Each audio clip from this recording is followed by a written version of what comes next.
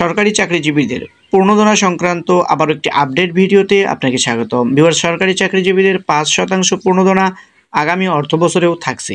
একেবারে আপডেট একটি নিউজ আপনারা দেখতেই পাচ্ছেন, ৩০শে মে ২০২৪ প্রকাশিত। চলুন বিস্তারিত জেনে নিই। আগামী অর্থবছরেও সরকারি চাকরিজীবীরা ৫% সাধারণ ইনক্রিমেন্ট, বার্ষিক বেতন বৃদ্ধি, পাশাপাশি মূল বেতনের অতিরিক্ত ৫% হারে পূর্ণদনা পাবেন।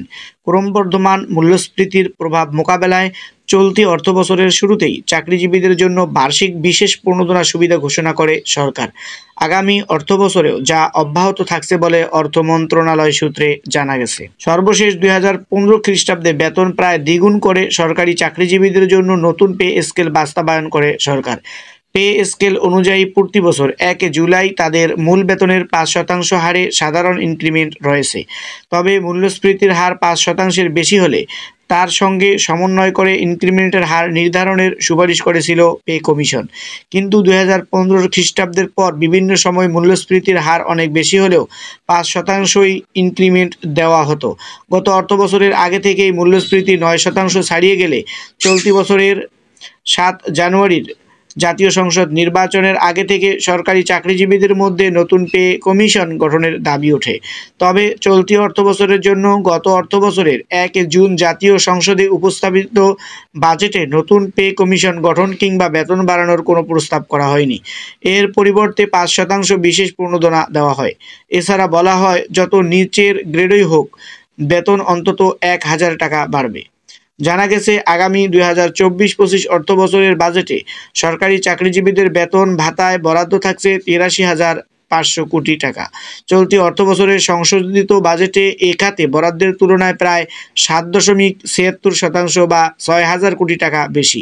চলতি ২০২৩-২৪ অর্থবছরের মূল বাজেটে সরকারি চাকরিজীবীদের বেতন ভাতায় বরাদ্দ ছিল ৮০,৪৬৩ কোটি টাকা।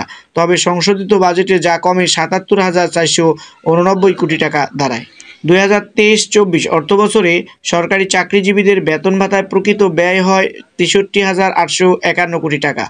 এর আগের অর্থবছরে ২০২১-২২ এ খাতে প্রকৃত ব্যয় ছিল ৬২,৮৫৬ কোটি টাকা।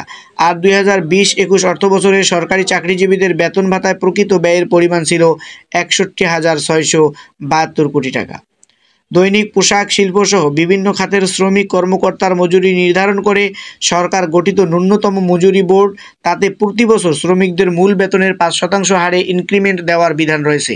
তবে বেসরকারি খাতে অনেক ক্ষেত্রে এই ধরনের বাধ্যবাধকতা নেই। বিশেষ পূর্ণদনা চালুর পর চলতি অর্থবছর থেকে সরকারি খাতের চাকরিজীবীদের মোট বেতন সরকারি খাতের তুলনায় বেশি হারে বাড়ছে। তবে এতে খুশি নন নিম্ন গ্রেডের কর্মচারীরা। বাংলাদেশ সরকারি কর্মচারী দাবি আদায় ঐক্য পরিষদ শুক্রবার রাজধানীর জাতীয় প্রেসক্লাবের সামনে মানববন্ধন করে নবম পে স্কেল বাস্তবায়ন সহ ৭ দফা দাবি জানিয়েছেন। মানববন্ধনে বলা হয়, বিদ্যমান বাজারের সঙ্গে সঙ্গতি রেখে বাড়ি ভাড়া, রেশনিং পদ্ধতি চালু, চিকিৎসা ভাতা, শিক্ষার সহায়ক ভাতা, যাতায়াত ও টিফিন ভাতা দেওয়া সহ ৭ দফা দাবি বাস্তবায়নে প্রধানমন্ত্রী শেখ হাসিনার হস্তক্ষেপ কামনা করা হয়। একই ধরনের দাবি আদায়ে ২০১৯ খ্রিস্টাব্দ থেকে সংবাদ সম্মেলন, স্মারকলিপি প্রদান, মানববন্ধন, বিভাগীয় সমাবেশ সহ বিভিন্ন কর্মসূচি পালন করে সংগঠনটি। সর্বশেষ গত বছরের ২৬-এ কেন্দ্রীয় শহীদ মিনারে মহাসমাবেশে অনুষ্ঠিত হওয়ার কথা ছিল। সে সময় বেতন বাড়ানো ও ভাতার অসঙ্গতি দূর করার আশ্বাসে